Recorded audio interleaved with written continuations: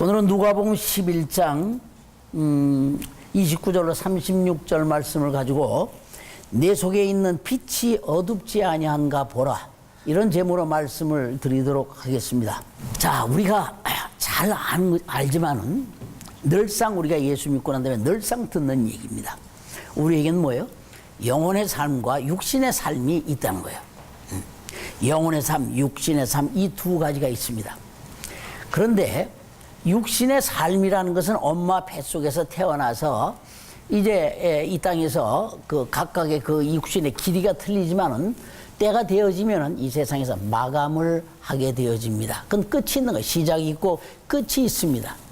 그러나 우리가 영적인 이 영혼의 삶은 엄마 뱃속에서 잉태해서 태어난 그 순간부터 그때부터 영원하다는 거예요. 영원하다. 그러니까 우리 육신은 우리가 영혼이 입고 있는 옷과 동일합니다. 그래서 우리가 영혼이 입고 있는, 그러니까 육신과 영혼 중에서 진짜가 뭐냐, 이게 참 내가 누구냐, 참 내가. 참 나는 말이죠. 이 육신 껍데기가 아닙니다. 이 안에 있는 내 영입니다. 영혼. 그 영혼입니다. 영혼. 그래서 육신이 벗고 난 다음에는 우리가 영원한 새 몸으로 이제 새 옷을 갈아입을 터인데, 그때 그 새 옷으로 갈아입는 것이 바로 뭐냐면 예수께서 입으셨던 그 본체의 옷입니다.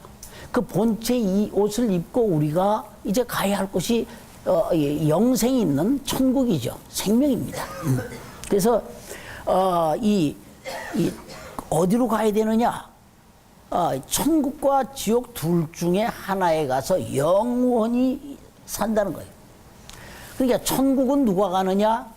천국은 선한 일을 행한 자의 몫입니다. 그럼 지옥은 누가 가느냐? 지옥은 악한 일을 행한 자가 가서 머물 곳이라는 것이죠.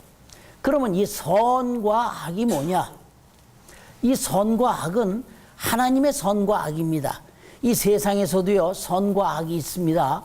그래서 이 세상에서도 또 그 악들을 구별해내기 위해서 세상에서 법을 만드는 거예요. 하나님의 선악의 기준은 뭐냐? 예수입니다. 예수. 그러니까 예수. 그러니까 하나님의 말씀을 듣고 하나님이 예수 그리스도 오시기 전에 이미 예수에 대한 말씀을 보냈어요. 그러니까 이 하나님의 말씀을 듣고 예수를 믿는 것, 예수가 나와 어떤 관계가 되어지는지를 알고 그분을 내 구세주로 영접하는 것, 바로 이것이 선한 일인 거예요. 자, 우리의 육신도 영혼도 그러니까 하나님께서 다 살도록 해주셨습니다.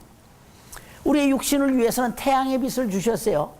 그러니까 태양빛으로 말미암아 이 사계절도 있고 또 이 곡식도 나고 거기에서 우리의 모든 것들을 우리에게 먹거리를 하나님께서 우리에게 허락해 주셨습니다. 이런 모든 것 다 태양 아래서 되어지는 거예요. 어떤 때는 그런 것으로는 잘 될 때도 있고 안 될 때도 있지만 여간의 가장 근본이 뭐냐면 태양빛이 없으면 안 된다는 거예요. 태양빛이. 그래서 태양빛에 의해서 우리의 모든 먹거리로 말미암아 우리가 육신을 살아가게 되어지는 것입니다. 그러면은 이 육신을 위해서 그렇지만은 그럼 우리의 영혼은 뭐냐? 영혼에도 빛이 있어야 되는 거예요. 빛. 그러니까 태초에 하나님이 천지를 창조하셨고 빛이 있어라 하신 그분이 바로 우리의 영혼에 비치는 빛도 우리에게 주셨습니다. 말씀의 빛을 주셨다는 거예요. 말씀의 빛. 그래서 시편 119편 105절 말씀에 보면 하나님의 말씀은 내 발의 등이요 내 길의 빛이니이다 라고 말씀하고 있습니다. 자, 우리 같이 한번 그걸 읽어봅시다. 시편 119편 105절입니다. 주의 말씀은 내 발의 등이요 내 길의 빛이니이다. 이게 뭐예요? 주의 말씀이 내 발의 등이요 내 길의 빛이라고 하는 것은 내 영혼의 빛이다. 내 영혼을 살 수 있는 그 빛이 곧 바로 그 하나님의 말씀이라는 거예요.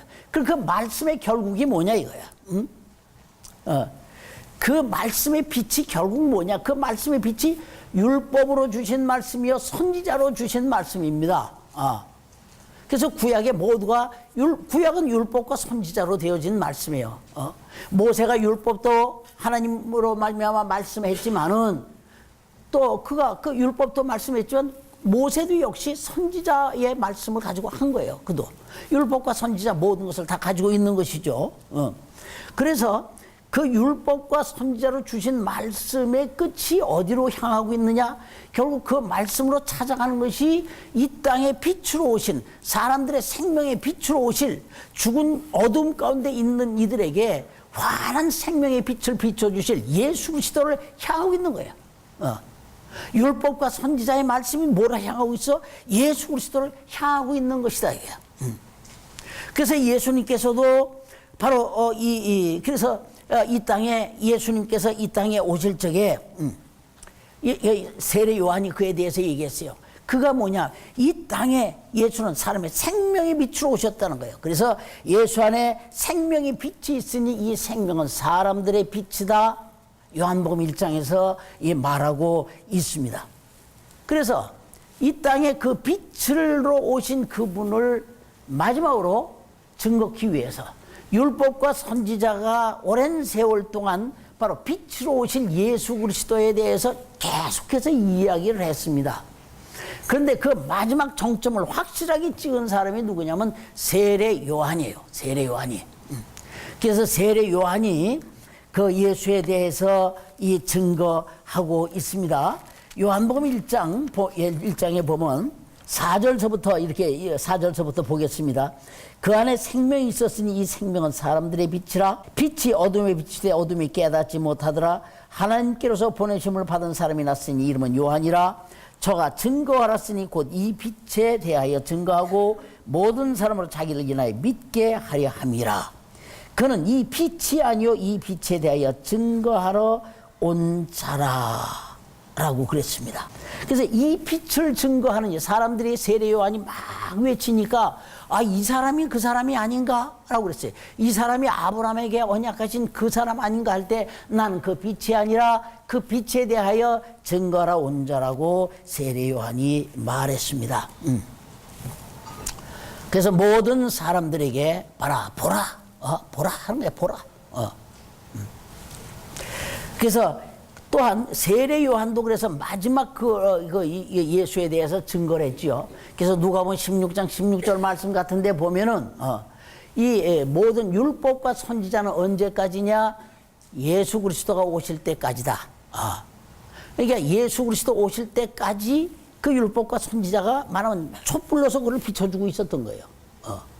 예수를 비춰주고 온 거예요. 예수를 비추고 예수가 예수님이 이 땅에서 딱 오셨으니 그로 말미암아 진정한 하나님의 생명의 빛이 있으니 율법과 이 선지자들이 등잔불 같았다면 예수 그리스도는 태양빛과 같이 되어서 이 땅에 오신 분입니다. 그러니까 드디어 말씀대로 예수 그리스도가 이 세상에 오셨어요. 근데 그래서 자기가 이 세상에 오실 때 세례 요한도 물론 그랬습니다. 보라 세상 죄를 지고 온 하나님의 어린 양이로다 라고 예수님에 대해서 증거했지만은 예수님 스스로도 이 땅에 오셔서 자기를 드러내실 적에 뭘로 드러내셨느냐? 많은 표적들과 기사들로 자기가 누구인가를 세상에 드러냈습니다. 곧 그 증거들이 뭐냐? 벙어리 귀신 들린 자 쫓아낸 것이요, 또 귀머거리, 또 눈먼 자들 보게 하는 것이요, 이런 많은 이적들을, 이런 표적들을 예수님께서 이 땅에 행하셨습니다. 그러니까 이런 상황이, 그럼 이런 상황이 예수님께서 딱 하고서 짠 내가 와서 하는 걸 봐라 그러면서 정신 차려라 라고 한 것이 아니라 그런 것이 아니라 이미 예수님께서 하실 이런 모든 것들은 갑자기 그분이 오셔서 짠 하고 나타난 것이 아니라 이건 이미 구약의 선지자들로 바로 이 메시아가 오시면 이렇게 할 것이라고 일찍이 예언한 것들이라는 거야. 메시아가 오실 때 그분에게 여러 가지 표적들이 있다. 그분이 이 땅에 오실 땐 여인의 몸에서 태어날 것이요, 그가 유다 자손의 후손으로 올 것이요 라고 하는 것도 있지만 그가 오실 때 무엇을 하느냐? 바로 이러한 표적들이 나타난다는 거야. 즉 어떤 거죠? 예수님이 하신 그 말씀의 표적들이 나타나는 거예요. 자, 이사야서 35장 5절로 6절 말씀이 바로 그겁니다.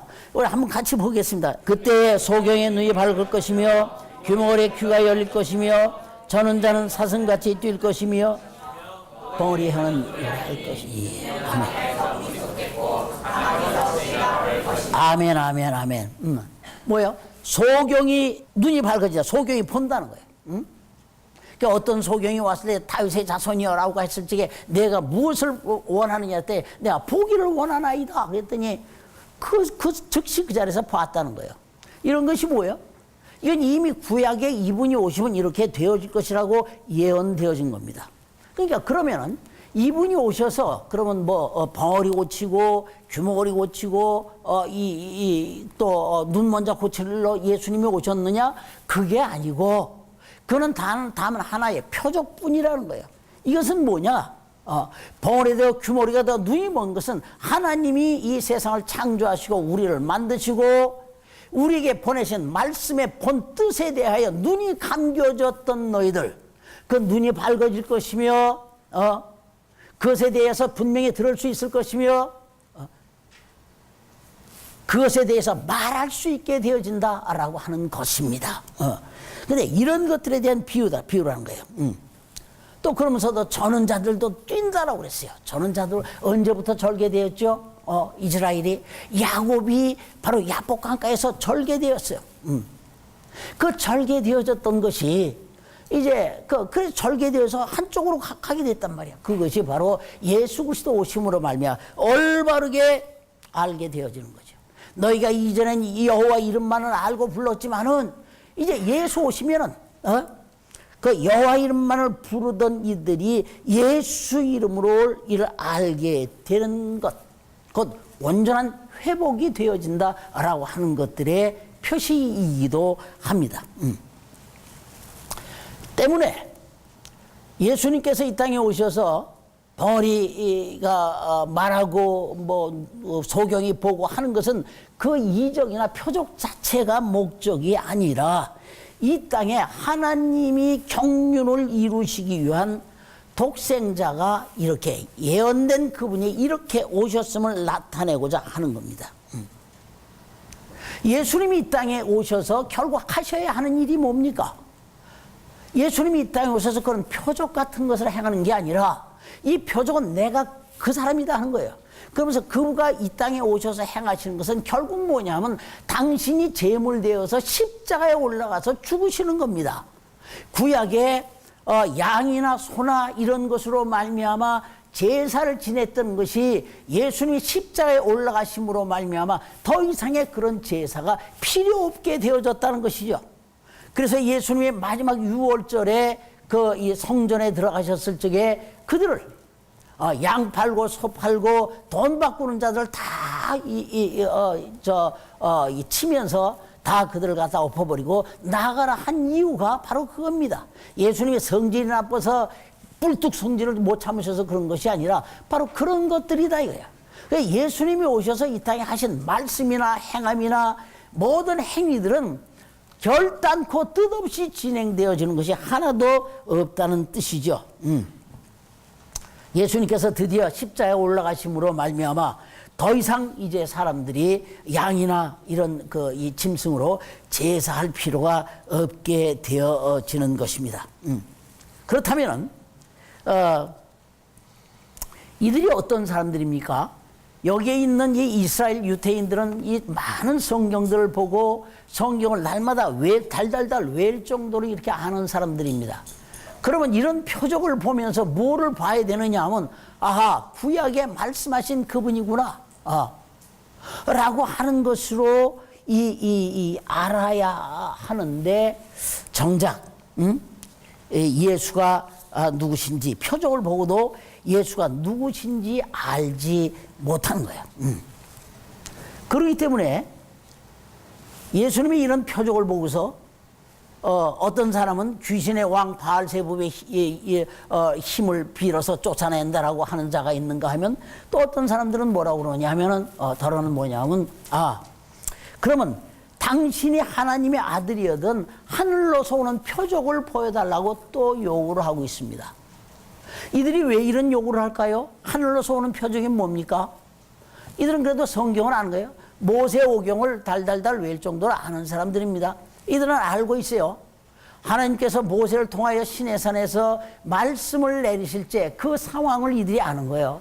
하늘에 빽빽한 구름이 덮치더니 연기가 나면서 그 번개가 치고 천둥이 일어나고 하는 이런 아주 요란한 것. 그래서 백성들이 두려워 떨었습니다. 그래서 모세에게 이르기를 우리가 하나님에게 직접 말씀 듣지 않게 하시고 모세 당신이 말씀을 들어서 우리에게 전하면 우리가 지키겠나이다 할 정도로 두렵고 떨었어요. 아마 그러니까 이 사람들이 아마 그것을 생각을 하고 한 것 같습니다. 자, 이 예수님의 이 제자 중에 빌립이라는 제자가 있습니다. 빌립이라는 제자도 예수님과 오래 같이 다녔어요. 그래서 많은 표적들을 봤습니다. 근데 어느 날 갑자기 예수님에게 이런 말씀을 드리죠. 자, 이 정도 되었으면은 당신이 정말로 하나님의 아들이면은 선생님이 그렇다면은 이제 그만 우리에게 아버지를 좀 보여줄 때가 되어지지 않았습니까? 우리가 그만 아버지를 보여주소서, 즉 하나님을 우리에게 보여주소서라고 했습니다. 그때 예수님께서 말씀하신 대답이 나를 본 것이 하나님을 본 것이오늘 이때까지 내가 너한테 말한 것이 그거 아니더냐? 그런데 어찌하여 하나님을 보이라 하느냐라고 예수님께서 말씀을 하셨습니다. 그러니까 나를 보고 나를 본 자는 하나님을 본 것이고 또 내가 행하는 그 일을 인하여 믿으라는 거예요. 예수님께서 이렇게 행하시잖아. 표적도 행하시고 벙어리도 말하게 하고 소경도 보게 하고 물로 포도주 만들게 하고 이런 거, 이 모든 것들이 표적입니다. 이런 표적을 보고 내가 나를 알아야 할 것 아니냐 하는 겁니다. 자, 예수께서 오셔서 이 땅에 오셔서 하는 일들은 이미 구약에 모두 그림으로 다 보여주셨던 것들입니다. 하나님은 보이지 않는 거예요. 보이지 않는 하나님이에요. 절대 보이지 않습니다. 그래서 너희가 하늘의 것이나 땅의 것이나 물에 안에 어떤 것이라도 절대 형상을 만들고 거기다 하나님의 이름을 붙이지 말라고 그랬어요. 하나님 절대 보이지 아니하는 하나님입니다. 그 하나님이 뭘로 말씀하세요? 시내산에서도 이렇게 엄중하게 우르릉쾅쾅 하면서 무서운 가운데서 말하셨던 것은 뭐냐면 그분은 말씀으로 나타나시는 분이라는 거예요. 말씀으로만 드러내시는 분. 근데 이 말씀으로 드러내시는 분이 드디어 요한복음 1장 14절에 말씀이 육신이 되어 우리 가운데 거하심을 보니 하나님의 영광이시더라 그랬어요. 이 말씀이 드디어 말씀대로 오신 그분이 오직 나타나신 이는 예수 그리스도시죠. 예수님. 그러니까 보이지 아니하는 하나님, 보이지 아니하는 하나님이 말씀하신 그분이 육신으로 되어서 오셨고 그 육신으로 되어서 오신 분이 많은 일들을 이렇게 세상에 할 수 없는 이런 표적과 이런 일들을 행하셨습니다. 그러니까 그 행하심 이런 것도 동격이라는 거예요. 보이지 않는 하나님, 말씀, 예수님이 행하신 이것은 동격이라는 거예요. 동격. 격이 같다는 거예요. 그래야 예수님이 행하신 이런 이적과 표적은 뭐예요? 곧 말씀대로 행하시는 것이죠. 그렇다면 말씀을 오늘날까지 너희가 그렇게 보았다면은 말씀을 보았다면은 그러면 말씀을 보았다면은 그 말씀대로 행하신 그것을 보면 그가 누구신지 알아야 될 거 아니냐고요. 그래서 예수님께서 내가 표적을 보이라 하나 여기 이거 말씀하고 있습니다. 무리가 모였을 때 예수께서 말씀하실 때 이 세대는 악한 세대라 표적을 구하되 요나의 표적밖에는 보일 표적이 없느니라 라고 예수님께서 대답하신 것입니다. 요나의 표적이 무엇입니까? 요나의 표적. 요나가 사흘간 물고기 뱃속에 있다가 물고기가 요나를 토해내므로 그가 다시 살아난 사건이죠. 자, 이 사건이 어떻게 되냐? 하나님이 요나에게 당시 아수르의 수도였던 니느웨에 가서 너희들 심판 때가 이르렀다. 너희들이 너무 악하다. 라고 가서 외치라고 그랬어요. 근데 요나가 그 얘기를 듣고 하나님의 말씀을 듣고 자기 스스로 생각한 것이죠. 저 아수르 저놈들은 좀 못된 놈들이다. 우리를 괴롭히고 결국은 뭡니까? 아수르에 의해서 북이스라엘이 망했어요. 그러니까 저놈들은 나쁜 놈들이고 그러니까 저것들은 심판이 왔어도 모르고 그냥 죽는 게 싸. 그러니까 저것들에 해서는 안 돼. 그러니까 하나님이 요나에게 저들에게 가서 그래도 기회를 줘라. 저들이 회개하도록 심판을 외쳐야 하는데 자기가 그냥 어디로 갔습니까? 다시스로 가는 배를 탔어요. 다시스가 전혀 다른 방향으로 가는 배를 탔는데 가다가 보니까 풍랑이 엄청 일어나거든.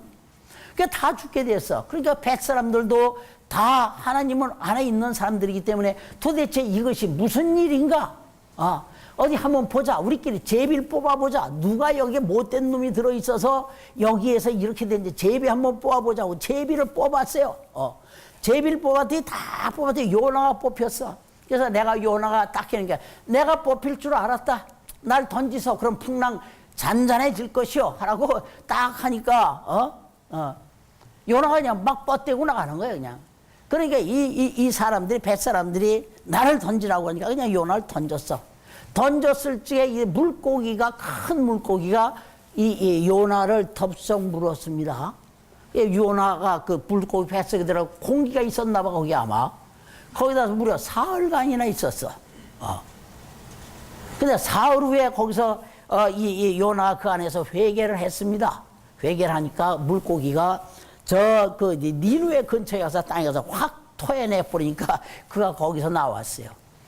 거기서 나와가지고 하는데 아직도 마음이 그렇습니다. 이것들은 죽어도 싼 것들인데 내가 도대체 이것들 가서 해야 되나? 그러면서 가면서 야 너의 심판이 하늘에 사무쳤다. 악하다. 너희들은 악하다. 자기의 말로 살살살살 하는 말로 하면서 그냥 지나기만 했어. 근데 이 말을 듣고 온 니누의 사람들이 다 회개를 한 거야. 제 옷을 입고 전부 다 짐승까지도 먹이를 주지 않고 금식하면서 이들에게 하나님께 회개를 했습니다. 결론이 뭐냐? 이 요나가 뱃속에 있어서 그 배에 있다가 물속에 던져짐으로 말미암아 죽을 수밖에 없었던 뱃사람들이 다 살아났고 또 이 물고기 뱃속에서 다시 나와서 니누에 가서 선포하니까 그 이방들이 살아났다는 거예요. 오늘 우리와 똑같은 겁니다. 우리와 똑같은 상황이죠. 예수님은 이 땅에 유다 이스라엘만을 위해서 오신 분이 아니에요. 그분은 자기의 백성도 있지만은 뱃사람과 같은 자기의 백성도 있지만은 니누에 같은 우리의 이방도 있습니다. 바로 그것이 어떻게 이루어졌느냐? 예수님께서 그렇게 십자가에 죽으시고 사흘 동안 무덤에 계시다가 살아나심으로 말미암아 바로 이렇게 표적으로 보여진 이것이 일어나게 되어진 것이죠. 그래서 예수님은 내가 이 요나의 표적밖에 보여줄 것이 없다라고 하는 것은 내가 그 표적을 실상으로 이루려 왔다는 거예요. 그러므로 바로 이걸 곧 누가 심판주요? 예수님이 부활하여 이 세상의 심판주가 되신다는 것이죠. 그러니까 이런 것을 모르면은 어떻게 되느냐? 심판 때에 남방 여왕이 일어나서 너희가 남방 여왕에서 오히려 정죄를 당할 것이다 라고 이야기를 하고 있습니다. 자, 남방 여왕이 뭡니까? 남방 여왕이라는 것은 그때 유대로부터 상당히 먼 거리 학자들이 그에 의하면 남방 여왕 한 2,000km 연구하는 사람들이 한 2,000km 떨어졌다고 그래요. 그때 2,000km를 오면은 엄청나게 멀죠. 엄청나게 멉니다. 그런 길 2,000km 정도 되면 얼마나 될까? 비행기를 타고도 뭐 상당히 오랜 시간이 걸릴 텐데 거기서 뭐냐면 솔로몬의 지혜를 듣고 왔다라고 그랬어요. 그러니까 땅끝까지 솔로몬의 지혜를 듣고 찾아왔음이여니와 그랬어요. 그러니까 스바의 왕이죠. 시바의 여왕. 그 영화도 이게 나오는데 그럼 그가 들었던 와서 왜 찾아왔을까? 왜 그 스바의 여왕이 솔로몬을 찾아왔을까? 사실은 이 여왕은 어느 것 하나 부족함이 없었던 사람입니다. 자기가 원하는 것 모든 것을 다 할 수 있었던 여왕이에요. 그런데 보면 말이지, 참 인생이 무엇인가, 인생의 가치가 어디 있는가, 이런 것에 대하여 잘 모르는 거예요. 그러니까 주변에 있는 수많은 철학자들이라든가 이런 모든 사람들에게 묻습니다. 이렇게 물어도 거기에 대한 대답이 얻을 수가 없는 거예요. 대답을 못 찾습니다. 근데 소문에 듣자니까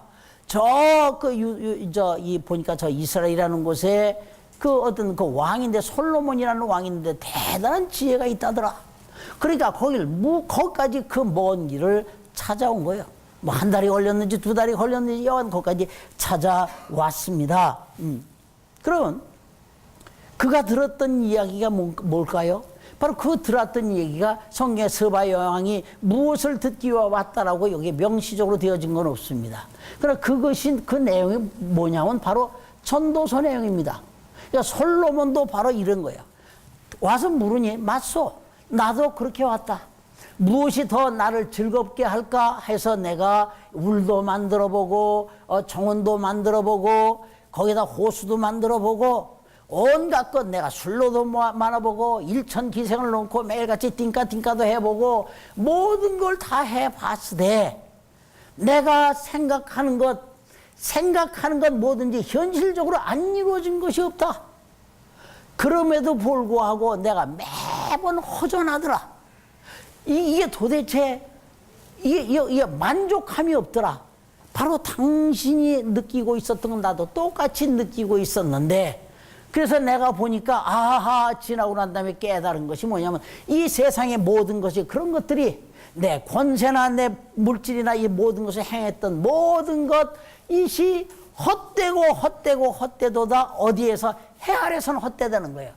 즉 하나님을 모르고 해 아래서 하는 것은 아무 의미가 없다라고 하는 데서 이 솔로몬의 이 말을 듣고 스바 여왕이 그냥 깜빡 넘어간 거예요. 바로 이 지혜라는 거예요. 왜 그럴까요? 왜 이 세상 것 가지고 만족하지 않을까요? 그것은 바로 하나님께서 사람에게 영원을 사모하는 마음을 주셨기 때문에 그렇습니다. 내가 말씀드린 대로 사람은 말이죠, 두 가지의 삶을 산다고 그랬어요. 육신의 삶을 살고 영혼의 삶을 사는데, 육신의 삶은 시작이 있고 끝이 있습니다. 그러나 영혼의 삶은 시작은 있어야 끝이 없습니다. 근데 이 영혼의 삶을 만족하게 할 수 있는 것은 이 땅에 육신으로 되어진 이 세상에 이런 부귀, 태양 아래 있는 이 모든 것, 태양 아래 모든 것은 육신을 위해서 준 것입니다. 영혼을 위해서 준 것이 아니에요. 때문에 이 세상에 어느 것도 그것을 만족하게 할 수 없다라고 하는 것이죠. 이 솔로몬도 사실은 누구한테 들은 거예요? 이건 다윗 왕한테 들은 거예요. 자기 아버지. 내가 이 세상의 모든 것을 다 듣고 다 해봤을 때, 일천 여자를 찾고 다 이 모든 것을 찾았으나 정말로 내가 찾은 것은 모든 일천 남자 중에 찾은 것은 내 아버지 다윗이라는 거예요. 다윗으로 말미암아 들은 이 모든 지혜, 이 말씀, 이것 외에는 없다는 거죠.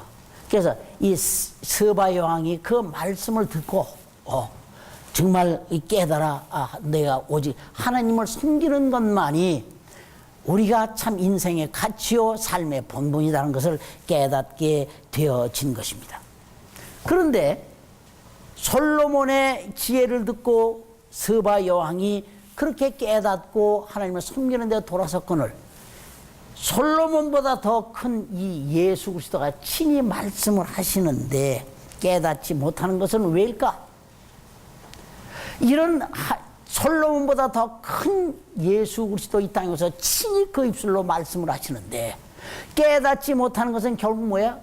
인생의 초점이 전부 다 뭐냐면 이 세상에, 천국에 맞춰 있는 것이 아니라 이 세상에 맞춰져 있기 때문에 그런 거예요. 오늘도 예수를 믿는 수많은 사람들이 그 초점이 어디 맞춰? 이 세상에 맞춰 있어요.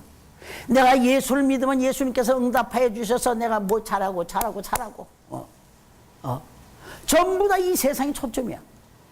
내가 예수 믿고 예수님에게 우리가 무엇이든지 구할 수 있지만은 그 구하는 것의 그 본질은 뭐냐? 내가 주님이 주시는 이것으로 말미암아 주님의 이름을 영광되게 해야 되고, 모든 이들에게 저들의 초점을 이 육신에 있는 것, 땅에 있는 것이 아니라 눈을 들어서 하늘을 보고 하늘로 인도하는 것이 초점이 되어야 합니다. 근데 얼마나 많은 사람들이 이 세상에 사는 것에 초점을 맞느냐 이거야.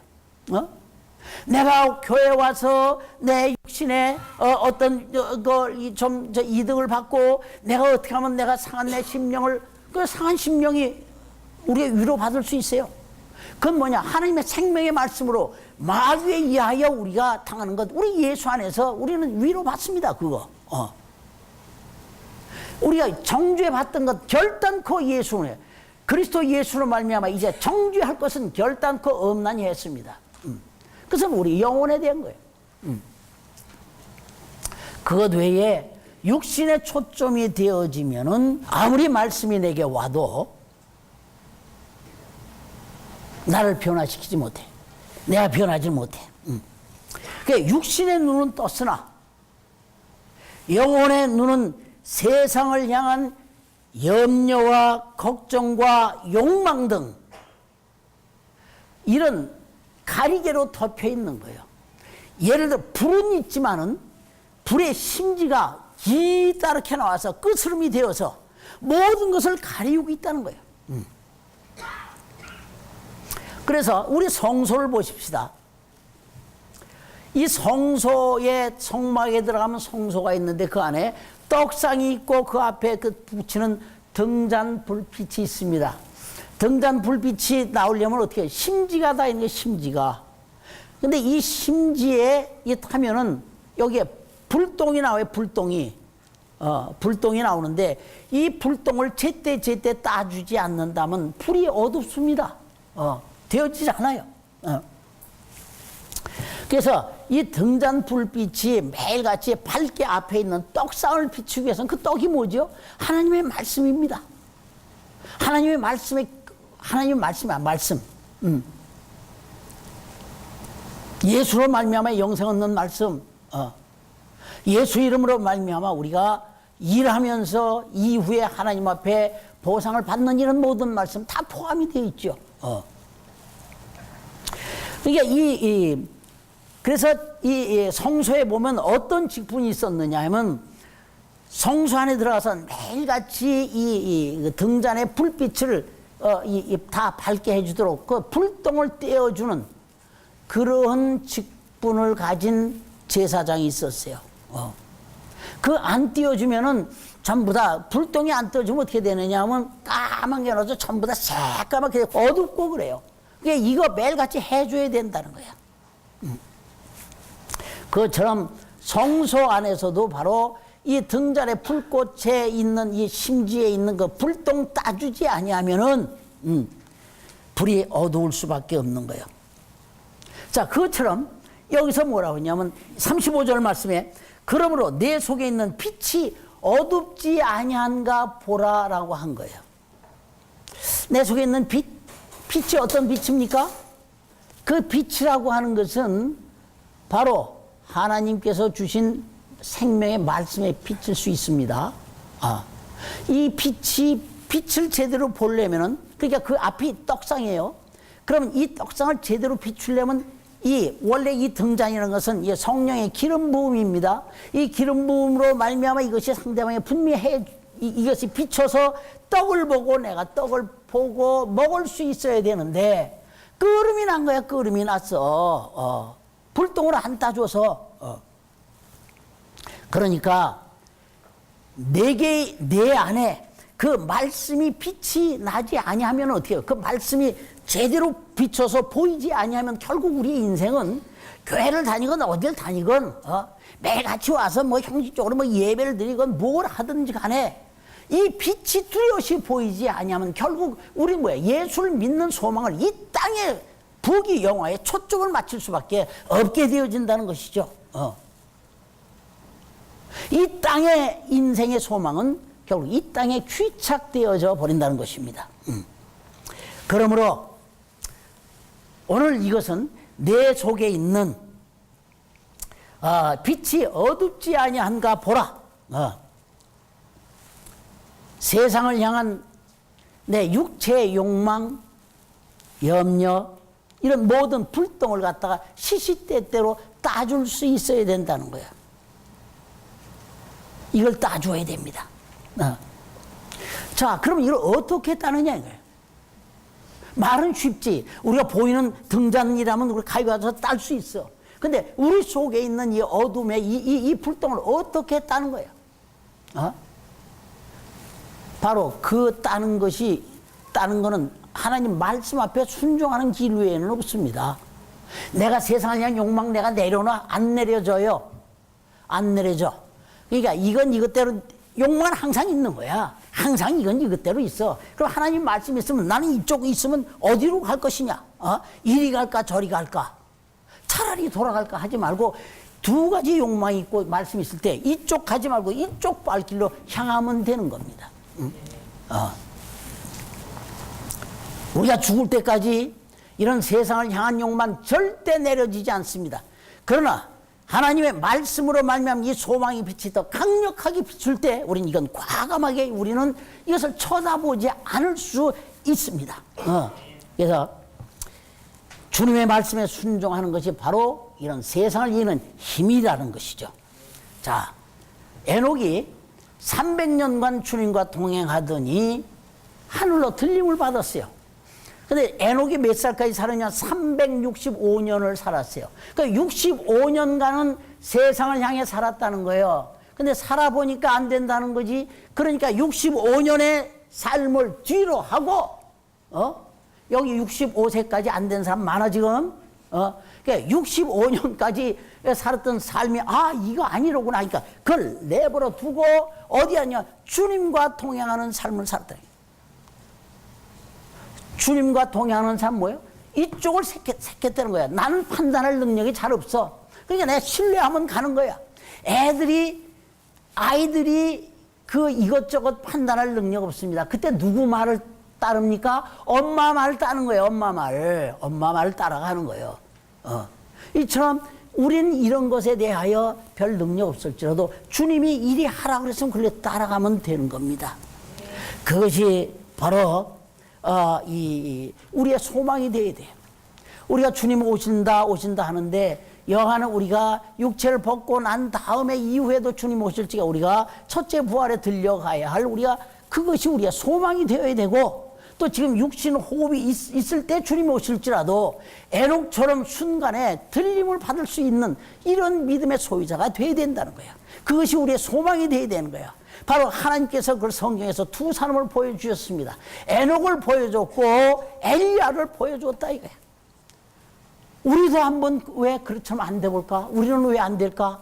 그럼 그때 그 사람들은 원시적인 삶 같은 걸 살아서 삶이 단순해서 됐고, 우리는 세상이 너무 복잡하기 때문에 너무 생각할 것이 많기 때문에 안 된다. 말이 되는 것 같지만 말도 안 되는 소리야.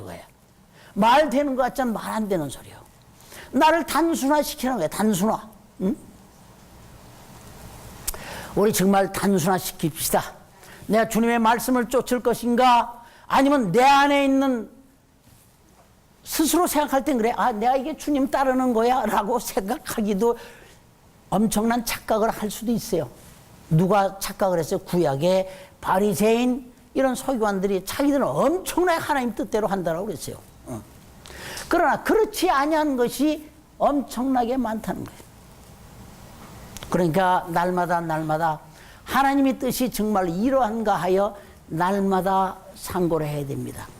하나님이 우리에게 주시는 지식이 있습니다. 지식이 있어야 지혜가 되는 거예요. 지혜는 행동입니다. 지식은 하나님의 말씀을 아는 것이요, 이것이 내가 행함이 되어지는 것이 지혜라는 거예요. 근데 이 지식이 잘못되면 행함도 잘못되어지죠. 우리 항상 내 안에 있는 하나님의 생명의 빛이 어둡지 아니한가 보라. 뭐 생명의 빛은 생명의 말씀이요, 그 말씀이 빛이 나지 않으면 인생의 소망은 결국 이 땅의 것으로 귀착되어져 버리는 것이죠. 그러므로 세상을 향한 이 육체 욕망의 불꽃을 어제도 오늘도 내일도 여전히 따주어야 합니다. 바로 그 따줄 수 있는 방법은 주님과 동행하는 삶입니다. 주여 내게 말씀하옵소서, 내가 듣겠나이다 하는 여러분의 고백이 있기를 예수 이름으로 축원합니다. 에녹처럼 산채로 들림 받는 것이 여러분의 소망이 되어지기를 예수 이름으로 축원합니다.